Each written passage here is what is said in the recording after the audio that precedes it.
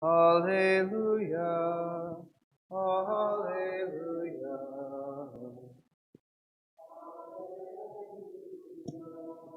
Raise your voice and tell the good news. Behold, the Lord comes with power. Hallelujah. Hallelujah.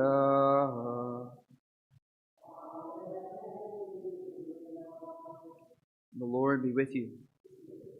A reading from the Holy Gospel according to Luke. At that time, John summoned 2 of his disciples and sent them to the Lord to ask, "Are you the one who is to come, or should we look for another?" When the men came to the Lord, they said, "John the Baptist has sent us to you to ask, 'Are you the one who is to come, or should we look for another?'" At that time, Jesus cured many of their diseases, sufferings, and evil spirits. He also granted sight to many who were blind. And Jesus said to them in reply, "Go and tell John what you have seen and heard. The blind regain their sight, the lame walk, lepers are cleansed, the deaf hear, the dead are raised, the poor have the good news proclaimed to them. And blessed is the one who takes no offense at me." The Gospel of the Lord.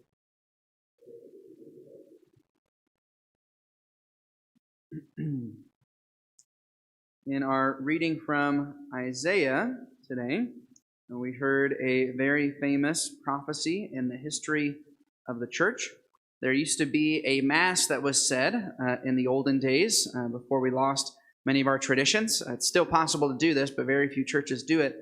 There's something called a Rorate Mass. A Rorate Mass. Have you ever been to a Rorate Mass before? You remember what that is? Okay.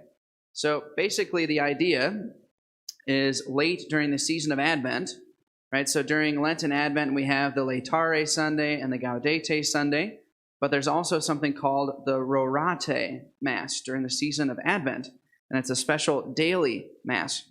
And basically the idea is that you would come to the church early in the morning when it's still dark outside, and you would have Mass strictly by candlelight.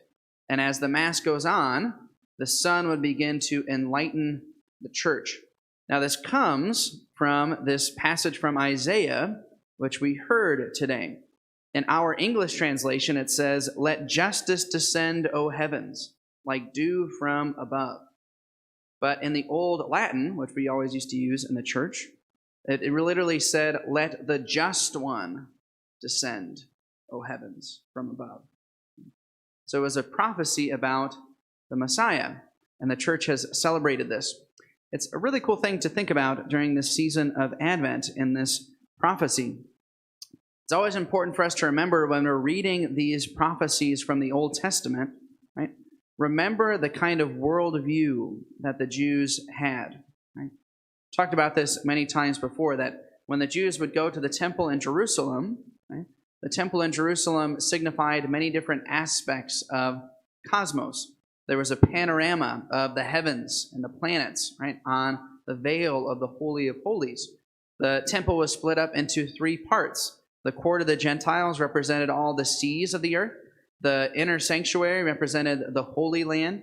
And then you had the sanctuary, represented the heavens. And then finally the Holy Holies, where God's very presence was, right? Everything represented different aspects of the cosmos. And in many Catholic churches, right, we still have this in our modern age. People have started to build churches more out of functionary purposes rather than theological purposes, but churches used to be designed in the same way, right? In our church here at St. Bernard, we can see it. We have the court of the Gentiles, the narthex, right? And then we have the inner sanctuary where everybody comes and sits, and then we have the actual sanctuary representing the heavenly realm. It used to be split off, right? You had communion rails in churches, which were not just practical functions for people kneeling for communion. It also had a theological significance, a separation, right? So people understood that this area in particular was extremely special.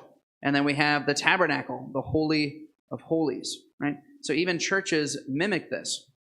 But so this was the idea in the Old Testament, was that the temple represented a microcosm of the whole cosmos, right?